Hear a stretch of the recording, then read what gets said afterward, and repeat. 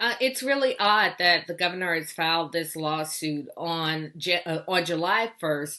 The city of Savannah, through Mayor Johnson, instituted a mask order on July 8th. The governor's hometown of Athens, Georgia, instituted a mask order, but it was not until we instituted a mask order in Atlanta, and I pointed out that Donald Trump violated that order when he landed at our airport and did not wear a mask, that the governor filed suit against us. And so it is very clearly that it's very clear that the governor is putting politics over people. And I joined several mayors across our state who will continue to enforce our mask mandate. And we will have to fight the governor about this in court. I can't speak to whatever conversations that they have, but I do know that our governor is a Trump loyalist, and he seems to work very hard to please the president of the United States, and that is often at the expense of the people in our state. And we've seen that. This is the same governor who said in the midst of this pandemic that he had just learned that this virus could be transmitted by asymptomatic transmission. And so, even when he reopened the state, interestingly enough, he did not have the support of the president then, but certainly many of his policies are in lockstep with the White House. I can't speak to that because many of the governor's decisions as it relates to this virus have, quite frankly, just been illogical.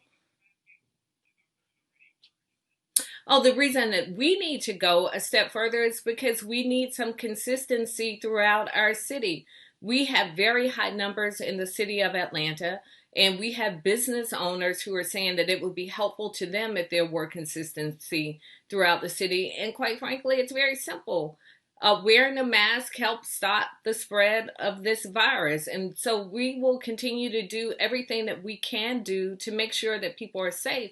But ironically, even in this lawsuit challenging our mask mandate, he's also challenging advisory, voluntary recommendations that we have made to businesses in terms of reverting back to phase one.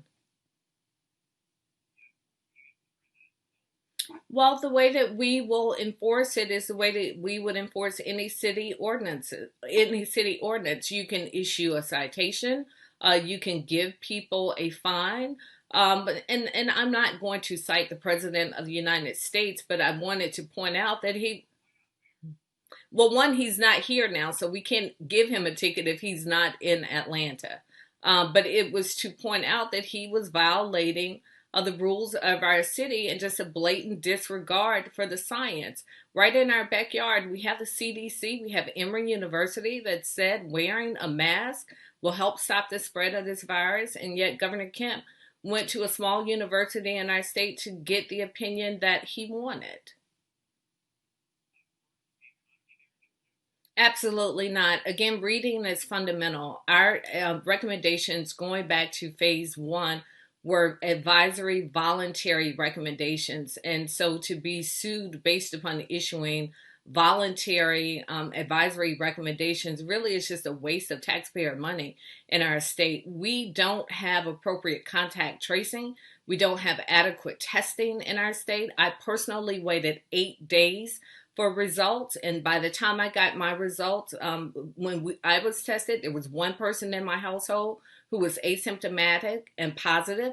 8 days later, myself and my husband were then positive for COVID-19, and my husband being very ill. So I think a better use of taxpayer money would be to expand testing and contact tracing in our state and not to waste it on suing me personally and our Atlanta City Council personally simply because we're trying to save lives in our city.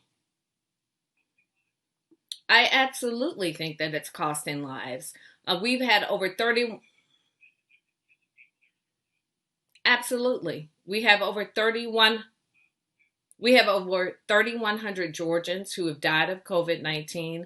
I believe our numbers as of yesterday were over 130,000 who have tested positive. Many are senior citizens, many are in minority communities. And so I think that when you are reckless, as the governor has been, when you disregard science, as the governor has done, then certainly people are suffering and people are dying in our state, and our numbers are rising at a record rate.